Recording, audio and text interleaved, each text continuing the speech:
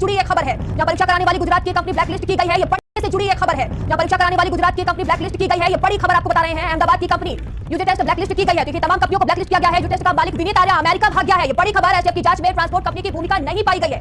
अहमदाबाद के गोदाम से पेपर लीक किया गया था, ये बड़ी जानकारी सामने आ रही है। तो यूपी पुलिस में सिपाही भर्ती परीक्षा लीक मामले से जुड़ी खबर आपको बता रहे हैं। परीक्षा कराने वाली गुजरात की कंपनी ब्लैकलिस्ट की गई है। अहमदाबाद की कंपनी यूजीटेस्ट ब्लैकलिस्ट की गई है, ये बड़ी खबर आपको बता रहे हैं। यूजीटेस्ट का मालिक विनीत आर्या अमेरिका भाग गया है। की जांच में ट्रांसपोर्ट कंपनी की भूमिका नहीं पाई गई है। अहमदाबाद के गोदाम से पेपर लीक किया गया था और इस खबर पर जानकारी के साथ संवाददाता सीमा हमसे जुड़ चुके हैं। सीमा, क्या कुछ जानकारी सामने आ रही है इसको लेकर?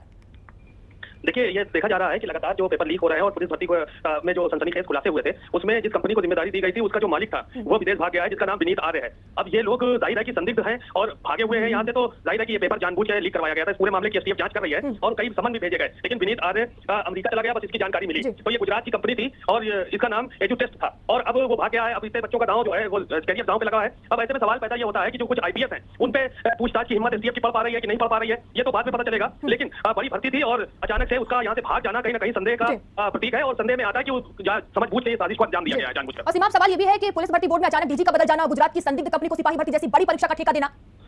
देखिए, सब पूरा भ्रष्टाचार में लिप्त रहते हैं ये लोग और ये भ्रष्टाचारियों का एक कॉकस बना हुआ है। पेपर लीक किया, करोड़ों कमाए, भाग गए। अब भाग गए, उनको पकड़ने के लिए अब अमेरिका जाए पुलिस, तो ये तो संभव है नहीं। तो ये इस तरह के कारनामे बड़े-बड़े इसी देश में हैं, भारत में, कि पहले कंपनी को ठेका दिया गया, फिर वो भाग गया पैसा लेकर और पेपर लीक करा के। तो कहीं ना कहीं ये बहुत बड़ा कॉकस है। इसके पीछे जो लोग अभी भी है, तहकीकात होनी चाहिए। जो लोग बड़े लोग इसमें इन्वॉल्व हैं उन पर कार्रवाई भी होनी चाहिए, क्योंकि इस तरह से बच्चों का जो भविष्य है वो अधर में लटका हुआ है। अब ये गुजरात की कंपनी थी, वहां का संदिग्ध कंपनी थी, उसको ठेका दिया गया, उसके बाद वो अपना रंग दिखाया और भागा यहाँ से। अब उसको पकड़ना नामुमकिन हो गया है। अब जो है वो लकीर पीटती रहे एसटीएफ और पुलिस, आईपीएस अफसर जो मुलविस रहे हैं इसमें, जो इन्वॉल्व रहे हैं, उन पर भी कड़ी कार्रवाई होनी चाहिए, उनसे पूछताछ की जानी चाहिए। तो सीमा, देखिए, एसटीएफ कड़ियों को जोड़ने का लगातार प्रयास कर रही है, इस मामले में जांच पड़ताल की जा रही है, लेकिन अभी तक जो आईपीएस अफसर है उनसे पूछताछ नहीं हो पा रही है कि आखिर कंपनी को ठेका किसने दिया था। तो क्या कुछ आगे का एक्शन लिया जा रहा है?